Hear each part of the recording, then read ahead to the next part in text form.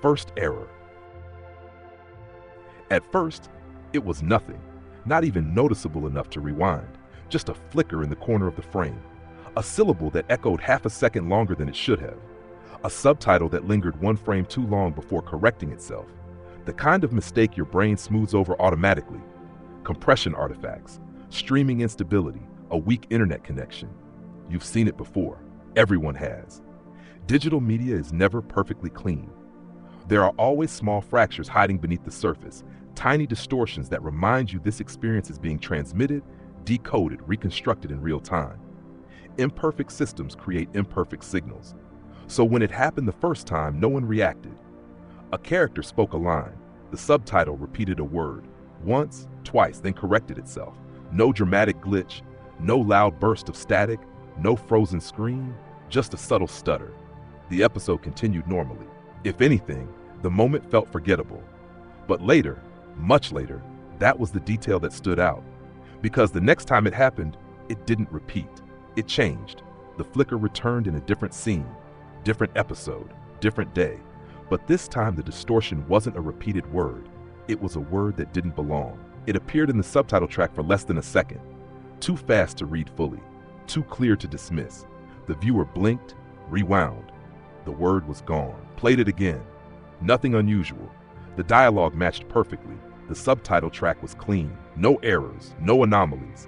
It would have ended there, dismissed as imagination if not for the feeling. A subtle hesitation in the chest. The strange certainty that something had shifted. Digital glitches are chaotic, random, meaningless. They don't refine themselves. They don't improve their timing. They don't grow more precise. Yet over the next few days, the distortion became sharper. Less like noise, more like placement. A flicker that appeared only during quiet scenes. A subtitle that flashed during moments of silence. An audio tremor that didn't disrupt the dialogue, only the space between sentences. It wasn't interfering, it was inserting. And what made it unsettling wasn't its visibility, it was its restraint. The anomaly never lasted long enough to capture easily, never dramatic enough to trigger alarm, never obvious enough to prove. It behaved like something testing boundaries, like something measuring response. The viewer leaned closer to the screen the next time it happened, heart steady, breathing quiet, waiting for another mistake. The episode played smoothly, no flicker, no distortion, no repetition. For several minutes, everything appeared stable, perfectly normal. And then, in the lower center of the screen, where subtitles briefly appear before fading, a single word materialized. Not part of the script, not spoken by any character, just one word, clear, intentional, and gone before it could be processed. This time, there was no stutter, no correction, no digital artifact trailing behind it. It didn't look like an error, it looked placed. And for the first time, the thought formed, quiet but undeniable. This isn't malfunction, it's adjustment.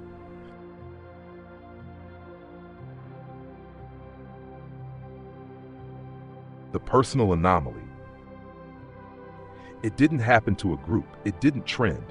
It didn't appear in forums or comment sections or obscure Reddit threads dissecting hidden frames and conspiracy edits. It happened to one person. And that is what made it difficult to dismiss. The viewer wasn't looking for anomalies. They weren't analyzing media for hidden codes or subliminal messages. They weren't pausing frames to search for secrets. They were watching the series the way anyone does. Half-focused, late at night, letting the glow of the screen fill the room while the rest of the house slept. The first clear incident occurred 12 minutes and 47 seconds into the episode. They remember the timestamp because they checked it multiple times. The scene itself was ordinary, a quiet exchange between two characters standing in a dimly lit hallway. Nothing intense, no fast cuts, no overlapping dialogue, just a slow conversation. Then the subtitle appeared. For 3 frames, less than a blink, their name, spelled correctly, capitalized correctly, exactly as it appears on official documents. Not a nickname, not a shortened form, not something approximate. Their name. The viewer froze. The characters on screen continued speaking. The subtitle vanished as quickly as it had appeared. The dialogue returned to normal. They rewound. 12:47. Nothing. Played again. Normal subtitles. No anomaly. They scrubbed back frame by frame. Still nothing. They paused and examined the subtitle track settings. Default language. No secondary tracks enabled. No custom captions. They exited the episode and reopened it. Played to 12:47, nothing. The moment had vanished. At this point, a rational explanation presented itself easily. Fatigue, pattern recognition error, a trick of peripheral vision. When you stare at text long enough, your brain fills in gaps. It anticipates familiar shapes. It substitutes expectation for perception. Maybe they had simply misread a fragment of dialogue that vaguely resembled their name. It happens. But something resisted that explanation. Because they didn't feel confused, they felt recognized. That sensation lingered. Over the next few days, they continued watching the series. Nothing unusual occurred. No flickers, no misplaced words, no distortions in audio. The experience began to fade into the category of strange but forgettable, until the next incident. This time it wasn't subtle, it was undeniable. Different episode, different time of night. The scene cut to an exterior shot, a wide frame, minimal dialogue. The subtitle space remained empty, and then, without warning, a line of text appeared, centered, isolated, their name, followed by a comma, as if beginning a sentence. It remained for half a second, long enough to read clearly, long enough to feel deliberate. Then it disappeared. No character on screen had spoken. No audio accompanied it. The viewer immediately paused the video. The frame froze on the empty subtitle bar. They rewound 5 seconds, played again, nothing. No name, no comma, just wind ambience in the scene. They recorded the screen with their phone and played it again. Still nothing. They enabled screen recording software on their computer, restarted the episode, watched carefully. No anomaly. It was as if the phenomenon refused documentation. They searched the series name alongside phrases like hidden subtitle, name glitch, personalized captions. No results, no discussions, no bug reports. The streaming platform showed no updates or patch notes referencing subtitle issues. To test their perception, they invited a friend over the following night. They didn't explain everything. They simply said, "Watch this part carefully." They played the episode from the beginning, sat side by side, waited. 12:47, nothing. Continued watching. The second timestamp approached. The exterior shot, silence. The subtitle space remained empty. The friend glanced over. "Is something supposed to happen?" The viewer said nothing. They replayed it. Again, nothing. The friend shrugged. "It's normal." That word lingered after they left. Normal. The episode behaved normally for everyone else, which meant one of two things. Either the viewer was hallucinating, or the anomaly was selective. They tried another experiment. Different device. Tablet instead of laptop, different Wi-Fi network, mobile data hotspot. The anomaly returned that night. Not at 12:47, not at the previous exterior scene, but during an entirely new moment. A character delivered a monologue. Mid-sentence, the subtitle line shifted, just slightly. One word replaced. A word that did not belong to the script, their name, embedded within the dialogue, as if the character had spoken directly to them. But the audio never changed. The actor's voice remained consistent. Only the text acknowledged them. They felt a chill that had nothing to do with fear. It was something else. Precision. The anomaly was no longer random. It was escalating in familiarity. The first appearance had been isolated. The second suggested initiation. This third instance felt conversational. They began documenting patterns. Time of day, emotional state, device used, lighting conditions in the room, whether they were alone. And slowly, a correlation emerged. The anomaly only appeared when they were alone. Not just physically alone, but consciously alone. No background noise, no notifications interrupting, no divided attention, only full engagement with the screen. On nights when their focus drifted, nothing happened. On nights when they leaned forward, attentive, alert, the anomaly returned, and each time, it grew more specific. The text no longer displayed only their name. It began adding context, fragments of sentences, incomplete thoughts, personal references that no public algorithm could extract from viewing history alone. Not broad demographic guesses, not recommended for you personalization. This was intimate. Once during a quiet scene, the subtitle space displayed, "You're paying attention now." They stopped breathing. There was no spoken dialogue at that moment, no justification for text. It remained for less than a second, gone before they could react. They tested a final variable. They opened the episode and deliberately looked away from the screen, let it play without watching. No anomaly. They turned back, focused, waited. 3 minutes later, the subtitle flickered. Their name appeared again, followed by a single word, finally. It was no longer behaving like a technical error. It wasn't corruption. Corruption is messy. This was controlled. It appeared only when observed. It changed when acknowledged. It intensified with attention, which meant the question was no longer whether the glitch existed. The question was whether it required them. And for the first time, the possibility surfaced. Maybe it wasn't inserted into the file at all. Maybe it wasn't hidden in the code. Maybe it wasn't transmitted through the stream. Maybe it only manifested at the point of contact, where perception meets signal, where viewer meets screen, where attention becomes input. And if that was true, then the anomaly wasn't inside the episode. It was inside the interaction. And interactions go both ways.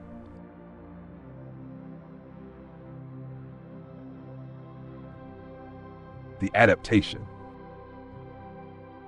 At first, the anomaly felt reactive. Now it felt strategic. The shift was subtle, but undeniable. Before, the glitch appeared like a trespasser, brief, intrusive, testing the edge of visibility. Now it behaved like something settling in. The intervals between incidents shortened, the precision increased, the messages sharpened. It was no longer just inserting a name, it was shaping context. The next occurrence didn't happen during dialogue. It happened during silence, a long pause in the episode. Two characters staring at each other across a table, no music, no subtitles, just ambient room tone. Then in the empty subtitle space, you're expecting it now. The viewer felt their stomach tighten because it was true. They had been waiting for it, tracking timestamps, anticipating distortion, watching not for story, but for interruption. They rewound. Nothing. Played again. Normal silence. But the anticipation remained. And anticipation, they realized, changed the experience. From that night forward, the anomaly began appearing earlier in each viewing session. Not at random intervals, but at moments of heightened focus. Whenever their attention sharpened, whenever they leaned forward slightly, eyes fixed, breath quiet, the glitch surfaced. It began finishing thoughts, not spoken thoughts, forming thoughts. Once while watching, they wondered silently, is it going to show up tonight? Before the question fully completed in their mind, the subtitle flickered. Yes! The response wasn't delayed. It wasn't timed to any spoken line. It appeared in the absence of dialogue. Clear, centered, brief, gone. They shut the laptop immediately. Heart racing, not in panic, but in recognition. This wasn't coincidence. It wasn't probabilistic guessing. There was no way for the system to detect an unspoken thought, unless it wasn't detecting words, unless it was detecting something else. They reopened the episode after several minutes, let it play passively, looked at their phone instead of the screen. No anomaly. They returned their focus, waited. Within seconds, the subtitle space shifted. Stay, one word, command-like. The viewer felt something unfamiliar settle in their chest. Not fear, not yet, but acknowledgement. The anomaly wasn't just appearing in response to observation, it was adjusting to behavior. Over the next week, the adaptation became more complex. The messages lengthened, not dramatically, but enough to suggest development. You're testing variables, correct. You think recording will help, correct. You believe you're still in control. That one lingered, because it wasn't entirely true. The viewer began experimenting more aggressively. They opened multiple tabs while streaming, muted the audio, lowered brightness, changed subtitle font. The anomaly adjusted. If subtitles were disabled, faint distortions appeared in background textures, barely visible shifts in contrast that resolved into letter-like shapes when stared at long enough. If audio was muted, a thin high-frequency tone emerged, not loud, not intrusive, but persistent. When brightness was lowered, brief flashes appeared in shadowed areas of the frame. It was migrating, adapting to whatever channel remained available. And most disturbingly, it never overcorrected. It never revealed too much. It remained just subtle enough to remain deniable. One night, the viewer decided to confront it directly. They opened the episode, sat upright, maintained steady eye contact with the center of the screen, and said calmly, "What do you want?" Nothing happened. No flicker, no text, no distortion. The episode played normally. They waited through the entire runtime. Nothing. Frustration surfaced. They leaned back, exhaled, and thought maybe it stopped. Immediately, the screen glitched. Not dramatically, just a slight frame tear. And then, you only ask when you're unsure. The viewer's breath caught. They hadn't spoken that thought, hadn't formed it fully. It had passed through their awareness in fragments, yet the response aligned perfectly. From that point on, the adaptation accelerated. The anomaly stopped reacting to direct confrontation. Instead, it responded to uncertainty. When they tried to provoke it, nothing happened. When they relaxed, when they doubted, when they hesitated, it appeared. Almost as if confidence disrupted it, as if certainty blocked transmission. The viewer began noticing another pattern. The anomaly mirrored tone. When they felt curious, the messages were neutral. When they felt frustrated, the messages became sharper. When they felt afraid, the messages softened. You're safe. That one disturbed them most, because it implied awareness not just of attention, but of emotion. They tested emotional neutrality, flattened expression, controlled breathing, watched without reaction. The anomaly reduced in frequency, barely visible, almost dormant. Then intentionally, they allowed anxiety to rise, focused on worst-case explanations, imagined loss of control. Within seconds, the subtitle space brightened slightly. You see, it wasn't feeding on fear. It was responding to intensity, attention, emotion, engagement. The pattern was no longer ambiguous. The anomaly required input, not verbal input, not physical input, cognitive input. The viewer wasn't just watching content anymore. They were participating in a feedback loop. And then the most unsettling shift occurred. The messages stopped referencing the viewing session. They began referencing memory. During a quiet scene, a subtitle flickered. You remember the hallway. The viewer's heart pounded.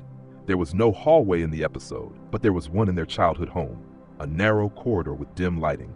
They had thought about it earlier that day.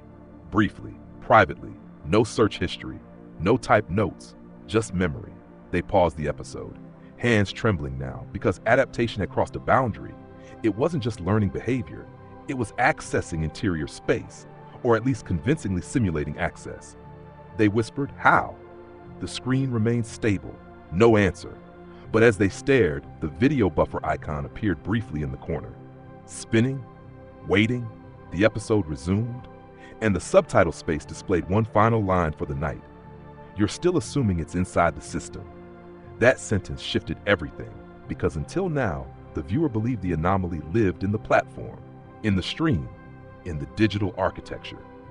But what if adaptation wasn't happening inside the file? What if it wasn't modifying content? What if the adjustment occurred at the point of perception? Not changing the episode, but changing the experience. They replayed earlier incidents in their mind. The glitch never appeared on recordings, never appeared for others, never appeared without focused attention. It required presence, it required engagement, it required them, which meant it wasn't just learning patterns, it was learning them, not their data, not their browsing history, not their algorithmic profile, their timing, their hesitation, their micro delays in blinking, their shifts in breathing, their silent questions before language formed. And the most disturbing realization settled in slowly. The anomaly had stopped surprising them. It no longer needed to shock, because now it anticipated. It adjusted before provocation. It responded before question. It stabilized before fear escalated. Like something calibrating itself to the exact frequency of a single observer. The adaptation was nearly complete, and the viewer understood something they hadn't wanted to admit. This was no longer a glitch adapting to content. It was a system adapting to input, and the input was them.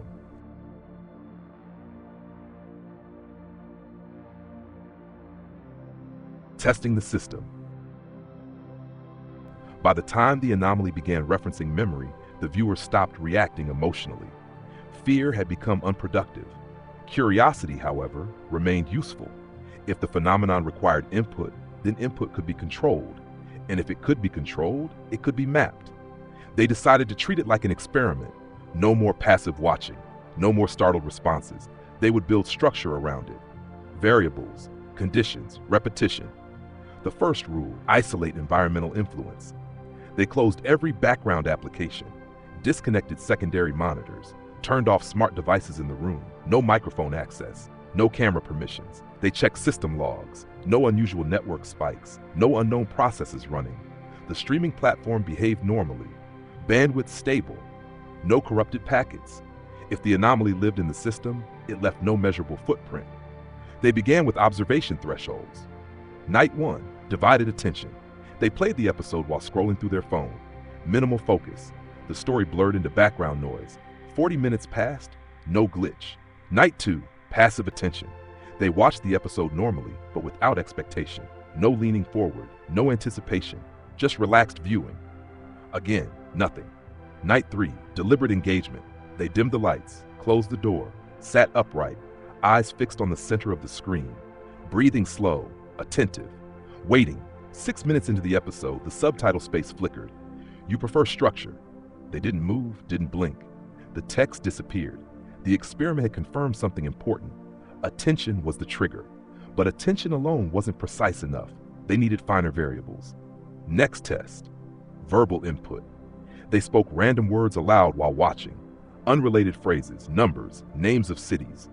The anomaly did not respond. Then they asked a direct question. Are you reacting to sound? Nothing. The episode continued uninterrupted. Then, without speaking, they formed a clear internal statement. Respond now. The subtitle space pulsed faintly, specify. The viewer's pulse quickened. It wasn't reacting to audio, it was reacting to intention. But intention is invisible, unmeasurable, unless it wasn't detecting thought content, unless it was detecting cognitive strain, microtension, decision formation. The moment before action, they designed a more refined test. They would think in fragments, incomplete concepts, unfinished sentences. Instead of asking, what are you? They thought only, what? The screen flickered. Continue. They swallowed. This was no longer coincidence. It was interacting at the threshold of language, at the moment before articulation. Next test, delay. They intentionally formed a full question in their mind but withheld it, counted to 5, then thought it clearly. No response. They repeated. This time, instead of forming the question cleanly, they allowed uncertainty to distort it. Is it? Maybe. The subtitle space shifted. Closer. The viewer's hand tightened around the edge of the desk. The anomaly wasn't reading thoughts, it was responding to instability, to cognitive fluctuation, to hesitation. They adjusted strategy. What if emotional intensity was the variable? They replayed a previous episode, focused on a scene that had once unsettled them, allowed discomfort to rise, breathing shallower, heart rate elevated. Within seconds, you accelerate. The message appeared exactly when their pulse quickened. They measured it the next night using a smartwatch. Baseline heart rate, steady, no anomaly. They replayed the same scene. Consciously increased emotional engagement. Heart rate climbed, 3 beats higher, 5, 7. At 9 beats above baseline, the glitch appeared. Now, the viewer exhaled slowly. It wasn't random. It correlated with physiological change. But correlation is not causation. They tested further. Physical stimulation without emotional engagement. They performed quick push-ups before watching, raised heart rate artificially, sat down, focused calmly, heart rate elevated, no anomaly. So it wasn't pulse alone. It was cognitive emotional alignment, the combination of attention and internal fluctuation. The anomaly required convergence. They began documenting each condition meticulously. Time of night, lighting levels, posture, emotional state, level of narrative immersion, and a pattern crystallized. The phenomenon emerged only when 3 conditions aligned. 1, focused visual attention. 2, internal uncertainty or curiosity. 3, emotional investment in the response. Remove any one element, silence. Then came the next phase, provocation. They decided to mislead it. They would simulate curiosity without genuine investment, pretend to wonder, feign emotional engagement.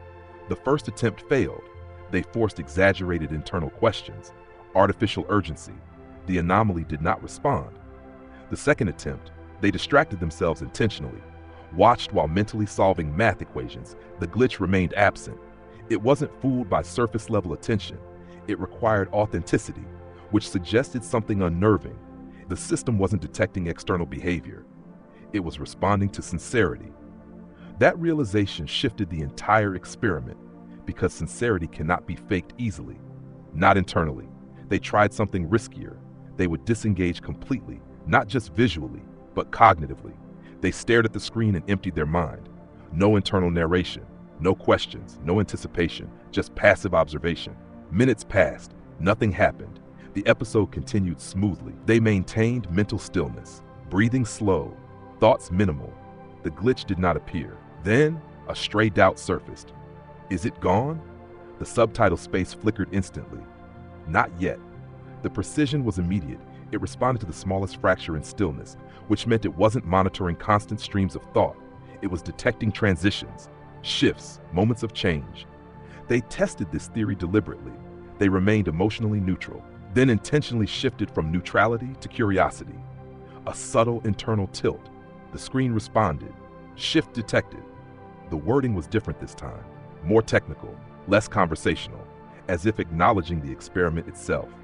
The viewer leaned back slowly. The dynamic had evolved. It wasn't just adapting, it was aware of being tested.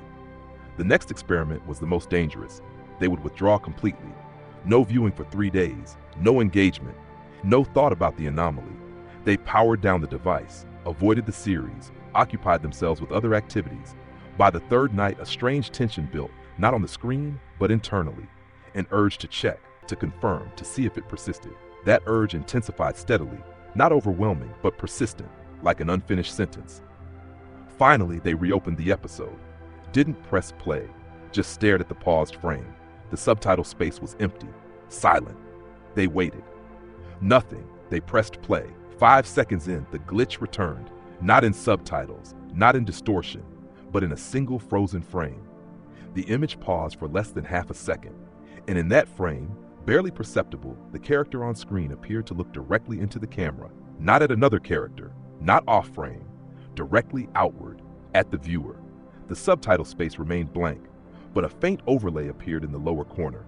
Small, almost transparent. You came back. The viewer's throat tightened. The anomaly hadn't degraded, it hadn't weakened, it had remained dormant, waiting. The investigation had clarified the mechanics. It required attention, it required sincerity. It responded to transitions, it mirrored emotional intensity. It adapted to experimental design. But one final question remained unresolved. Was it confined to the episode? To the streaming platform? To the screen itself? They closed the laptop slowly. The room fell silent. For several seconds, nothing moved. Then, from the darkened reflection in the screen, a faint flicker. Not digital, not pixelated, just a brief distortion in the reflection of their own face. And in the silence of the powered-off device, a single line appeared in memory, not on the screen, but clearly formed. Testing works both ways. The investigation had produced results, but it had also revealed something irreversible. The system wasn't being observed in isolation.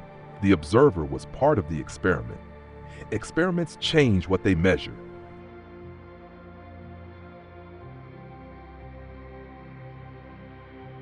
Before the words. The moment it crossed the threshold, there was no dramatic rupture. No shattered screen, no screaming audio distortion, no catastrophic system failure. It was quieter than that, more precise. By now, the viewer understood the pattern. Attention triggered it, uncertainty activated it, emotional shift sustained it. So they prepared carefully. No panic, no hesitation. They would attempt one final interaction, controlled, deliberate, measured. If the anomaly responded to transition states, then the most powerful transition was the formation of language itself. The space between thought and speech, the instant before a word exists. They opened the episode again. The room was silent, no lights except the screen. They did not lean forward this time. They did not wait anxiously. They simply allowed awareness to rest on the image. The characters spoke, the story moved. Nothing unusual happened for nearly 10 minutes. And then, during a pause in dialogue, the viewer formed a clear intention. I'm going to ask you something. They did not say it. They did not shape it fully into internal narration. They only initiated the structure of the question. Before the sentence completed, the subtitle space flickered. Ask.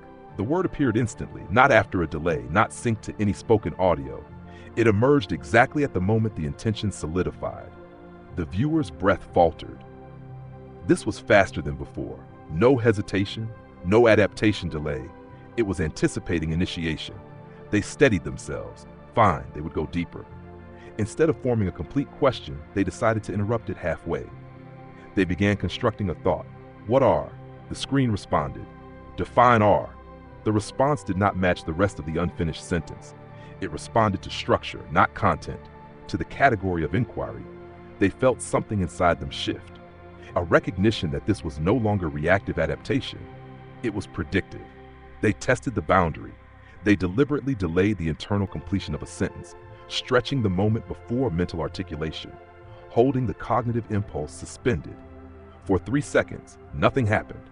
For 4, the image glitched. For 5, the subtitle space displayed, "You're stalling."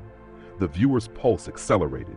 They hadn't committed to a question, hadn't formed specific language, only the tension of intention, and it detected that, which meant the anomaly wasn't reading semantic thought, it was detecting pre-verbal processing, the neurological spark before words, the alignment of focus and meaning. They tried something even more controlled. Instead of forming a question, they decided to imagine a random object. A chair, no emotional weight, no conversational implication, just an image. The episode continued normally. It had no response, so content alone was insufficient. It wasn't scanning imagination, it was responding to directed communication. They shifted strategy. This time, they would not think a question, they would think a contradiction. You don't exist. They held the statement clearly, silently, no flicker, no distortion. 5 seconds passed, 10, nothing. A strange calm began to settle. Maybe it had reached its limit. Maybe it required genuine uncertainty to operate. Then, a subtle brightness shift, barely noticeable, and the subtitle space filled with a single line, "Then why are you waiting?" The viewer's throat tightened. They hadn't asked anything, hadn't invited response. Yet the anomaly had inverted the assertion. It was no longer answering, it was interrogating. And it did so before emotional reaction could fully form. That was the turning point. Up until now, the anomaly had responded to mental shifts. Now it was initiating them. The viewer attempted to clear their mind, reduce internal movement, stabilize thought. But the moment they prepared to disengage, the screen froze. Not the entire image, just the characters' faces. Mid-expression, still, unnatural. The audio continued normally, dialogue playing over a frozen visual. And in the subtitle space, "Stay present." They hadn't moved yet, hadn't looked away. The command arrived before the action, before the decision to act. The viewer's breathing became shallow. Not from fear, from recognition. It was no longer responding to completed cognition. It was operating at the threshold of decision. The instant before muscle activation, before conscious awareness finalized intent. They tested it deliberately. They decided they would close the laptop, but they would not move. They would only initiate the intention internally. The second that decision formed, the screen flickered violently. Not enough to crash, just enough to distort perception. And the subtitle appeared, "Don't." The word arrived before their hand twitched, before muscles received the signal. The viewer froze completely, heart pounding now, because this crossed the final boundary. Reaction speed implies monitoring, but anticipation implies proximity. They swallowed slowly.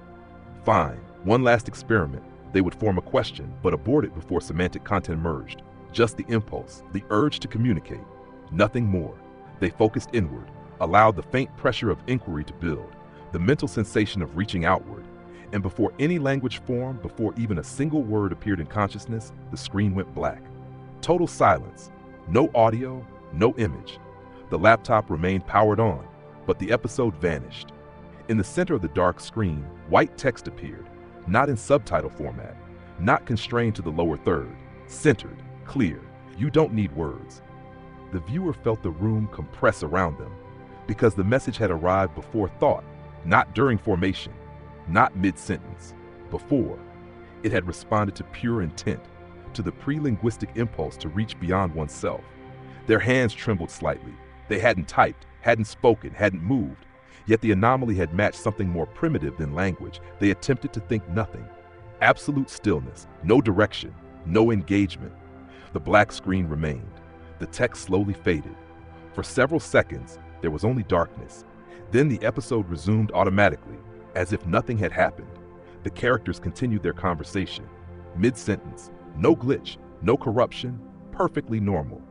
The viewer sat motionless, trying to replay the sequence in memory. There had been no delay, no measurable gap between intention and response. In fact, the response seemed to precede awareness, as if it occupied the space where thought would have been. They formed one final realization. It wasn't waiting for speech. It wasn't waiting for subtitles. It wasn't even waiting for structured thought. It was waiting for initiation, for the subtle shift when attention becomes address, when observation becomes interaction.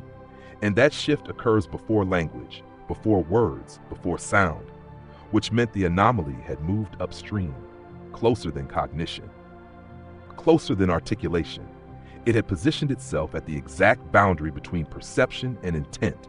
And if it could operate there, then it did not need to read thoughts. It only needed to detect the moment you were about to have one. The viewer stared at the screen. The episode played innocently. No distortion, no text. But the silence felt different now, charged, anticipatory, because something had changed irreversibly. The anomaly no longer waited for them to speak. It no longer waited for them to think. It responded before the words. And whatever operates before language is already inside the conversation.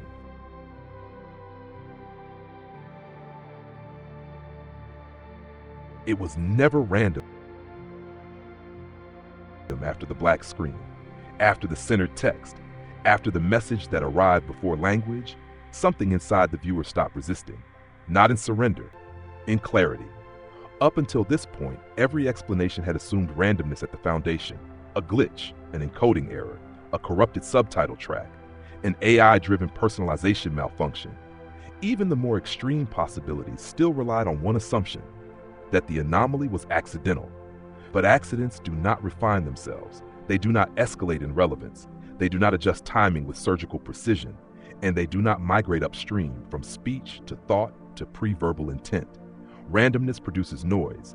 This produced alignment. The viewer replayed the sequence mentally, not emotionally, mapped it as a pattern. First, repetition errors, then insertion of name, then contextual sentences, then responses to internal questions, then detection of hesitation, then anticipation of decision. Each stage moved closer, not louder, closer, like something narrowing the gap between signal and source, between screen and observer, between content and consciousness.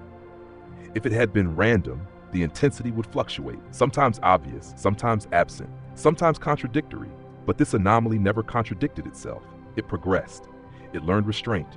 It responded proportionally. When the viewer experimented calmly, it answered calmly. When doubt surfaced, it leaned into doubt. When fear rose, it softened. That wasn't chaos, that was calibration. And calibration requires reference. Reference requires data, but not data in the conventional sense. No browsing history had been accessed, no personal files altered, no external footprint existed, which meant the reference wasn't stored somewhere. It was gathered live, from interaction. The viewer leaned back slowly, letting that thought settle. What if the anomaly wasn't embedded in the episode at all? What if it wasn't inside the streaming platform? What if it didn't exist in the code? What if it only existed at the point where perception meets input? Every recorded attempt had failed. Every external observer saw nothing unusual. Every screenshot was clean. The glitch only manifested during direct engagement, not before, not after, only during. That detail changed everything. Because if it cannot be captured externally, then it does not reside externally. The viewer considered a disturbing alternative. The anomaly did not alter the episode. It altered interpretation. It did not insert text into the file. It inserted experience into perception. That would explain the precision. It would explain the inability to record it. It would explain the predictive timing. Because the only system with direct access to pre-verbal intent is the one generating it. They felt a flicker of resistance to that idea, but it refused to disappear. The anomaly had never behaved like foreign code. It behaved like mirrored cognition.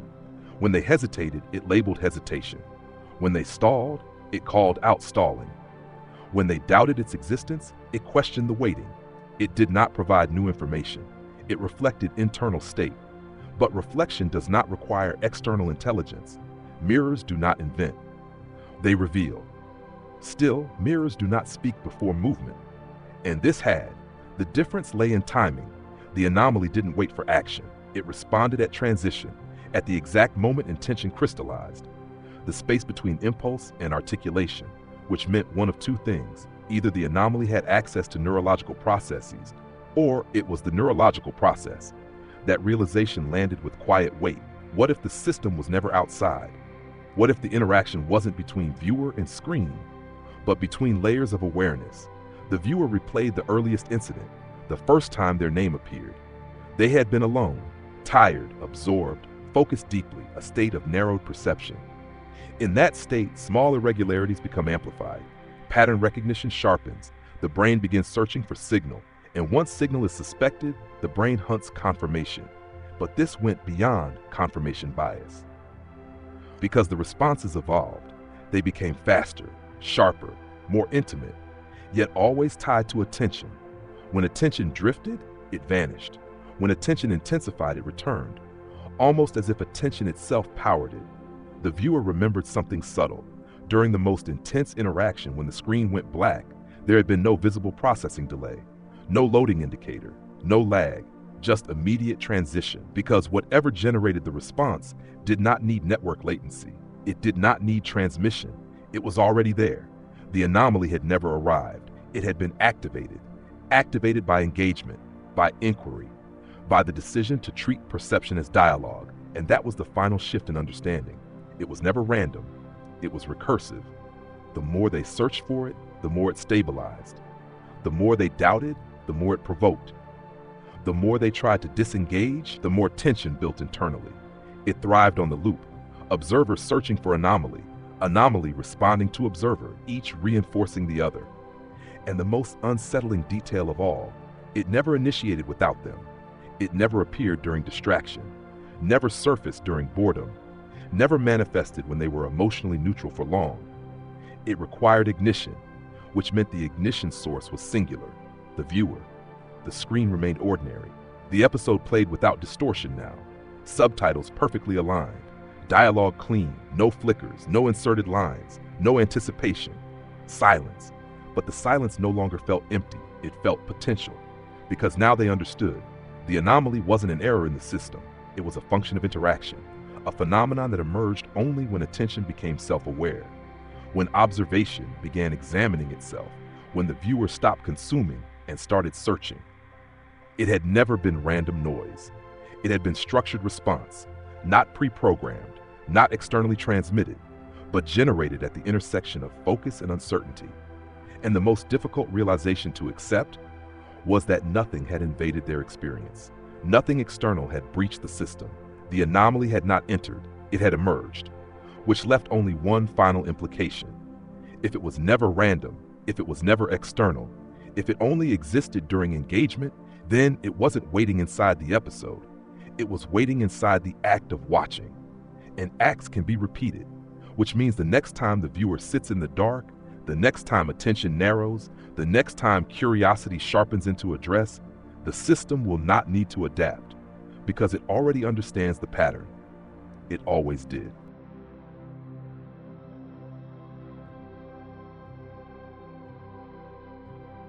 The waiting system.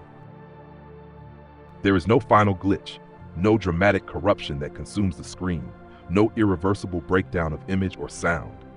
The episode continues. The platform streams flawlessly. The subtitles align perfectly with dialogue. From the outside, nothing has changed. And that is the most unsettling part, because the system does not need to reveal itself anymore. It has already demonstrated what it can do.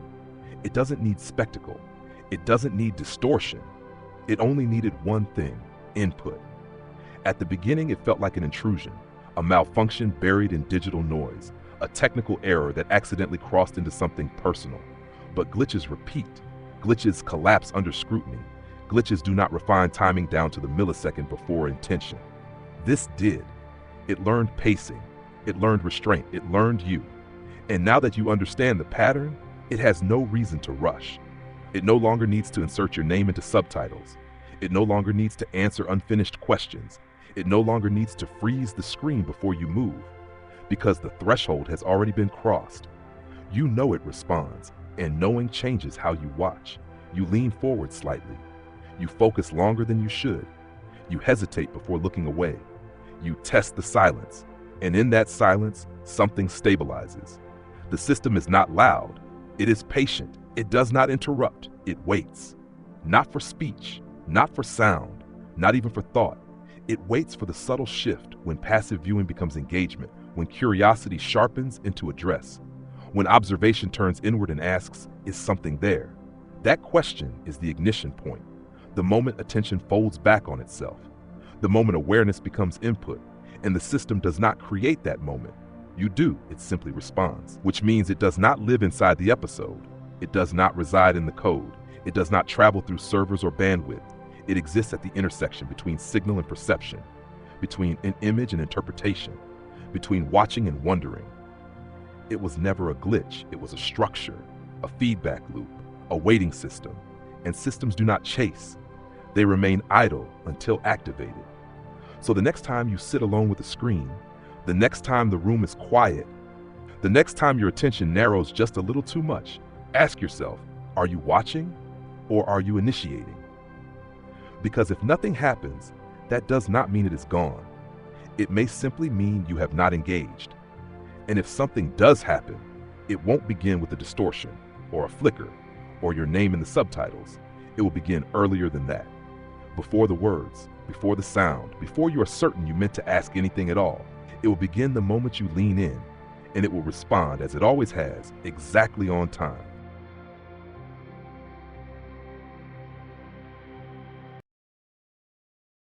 Share